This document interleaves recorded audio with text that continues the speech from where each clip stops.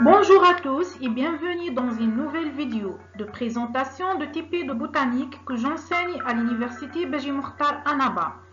Permettez-moi, Dr Sofiane Ismahan, maître assistant classe B au département de biologie, faculté des sciences, université Beji Mokhtar Annaba, de vous présenter dans cette vidéo le premier TP du module botanique qui est destiné aux étudiants de deuxième année LMD, sciences biologiques, écologie et environnement, hydrobiologie marine et continentale.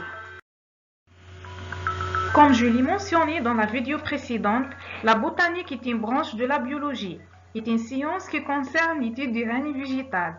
Ce module a pour objectif de permettre à l'apprenant de maîtriser plusieurs compétences, particulièrement les critères fondamentaux et les grandes lignes de la classification botanique par la taxonomie.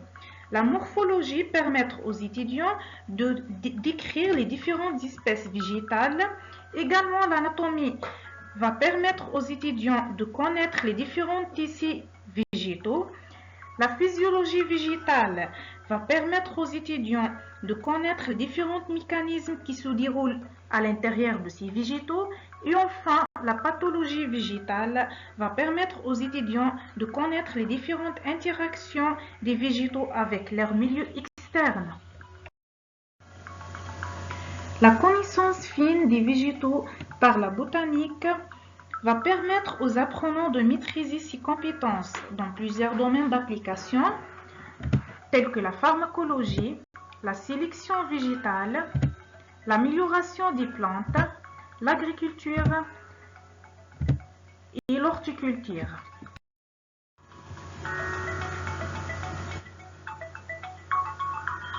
Comme nous avons déjà dit, les TP de botanique sont subdivisés sur 3 chapitres.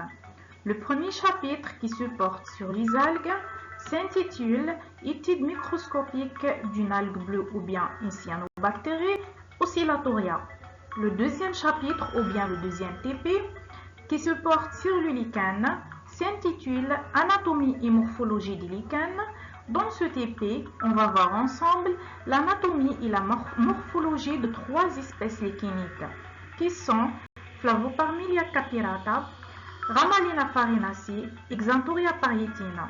Dans le dernier chapitre, ou bien le dernier TP, qui s'intitule Les angiospermes, on va voir ensemble la morphologie florale d'une plante dicotylédone, la mauve ou bien Malva sylvestris.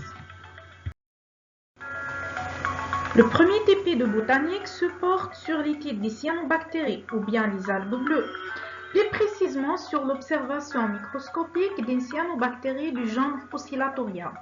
Comme nous avons déjà dit, les cyanobactéries ou bien les algues bleues, ce sont des espèces prokaryotes, autotrophes, ne présentent ni noyau, ni plaste, ni la reproduction sexuée. Ils présentent par contre des membranes thylakoïdes où se trouvent des pigments photosynthétiques tels que la chlorophylle A et la phycocyanine. Chez les cyanobactéries, l'appareil végétatif a été réduit en thalles. Ce dernier est constitué d'un empilement de petites cellules, ce qu'on appelle les cellules algales. Ces cellules sont sous forme de disques ou bien de cylindres. Le filament peut parfois se fragmenter pour contribuer à la multiplication de l'espèce. Les algues bleues du genre Oscillatoria sont des organismes microscopiques, pluricellulaires et filamenteux, c'est-à-dire sans ramification. L'extrémité de ces algues est animée d'un mouvement hélicoïdal caractéristique appelé oscillation, d'où le nom de ce genre Oscillatoria. Concernant l'écologie des algues bleues du genre Oscillatoria, elle est variable selon les espèces. Quelques-unes sont planctoniques, par contre d'autres en général plus épaisses sont benthiques. Parfois, ils constituent du plaque de millions de ces cyanobactéries qui se décollent du fond, viennent flotter à la surface. Revenons maintenant à la classification botanique des algues bleues ou bien des cyanobactéries du genre Oscillatoria. Généralement, les algues bleues de genre Oscillatoria appartiennent à la reine Monera, à l'embranchement des Cyanophyta, la classe des Cyanophycées, l'ordre Donostocal, la famille Oscillatoriaceae. Dans ce TP, on a besoin des échantillons du matériel végétal qui sont des échantillons de l'espèce Oscillatoria, des pinces, de l'eau distillée, des lames et des lamelles et des microscopes optiques. Concernant la partie expérimentale, on va tout d'abord gratter la surface du spécimen d'algues du genre Oscillatoria, déposer cet échantillon sur une lame propre, ajouter quelques gouttes de l'eau distillée et couvrir avec une lamelle. Après, on va procéder à l'observation microscopique en utilisant deux grossissements, le grossissement 40 et le grossissement 100. Dans ce TP, chaque binôme de deux étudiants doit réaliser cette expérience au niveau du laboratoire de botanique. Ces deux étudiants doivent faire les deux observations en utilisant bien sûr le microscope optique et les deux grossissements 40 et 100. Après, un compte rendu doit être préparé sur place. Ce dernier doit contenir des illustrations schématiques des deux observations ainsi que l'interprétation de ces deux schémas.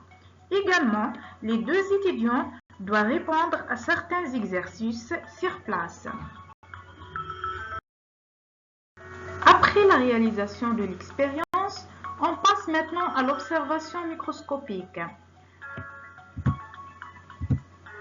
Cette figure présente l'observation microscopique de l'espèce Oscillatoria avec le grossissement 400. On va observer l'algue bleue Oscillatoria possède un thalle ou bien un trichome libre, solitaire et non ramifié. Ce trichome ou bien ce thalle est cylindrique. Il est également composé d'un empilement de petites cellules, ce qu'on appelle les cellules algales qui sont associées l'une sur l'autre. Ces cellules ont la forme d'un disque.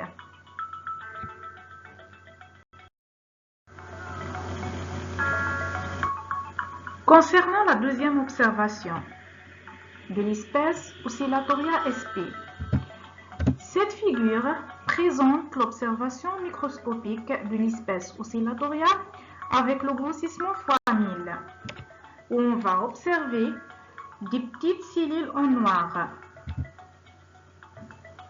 Ce sont les microglia, ce sont des cellules mortes et de forme biconcave. Ces cellules sont responsables de la fragmentation du thalle pour la reproduction. Au moment de la reproduction, le thalle se fragmente au niveau des microglia pour donner des petits fragments, ce qu'on appelle les hormogonia. Ces derniers ou bien ces hormogonia se détachent et se développent pour donner un nouveau thalle. Lors de l'observation microscopique, on a remarqué également que la surface libre de la cellule apicale est épaissie pour former une gaine qui est appelée calyptra.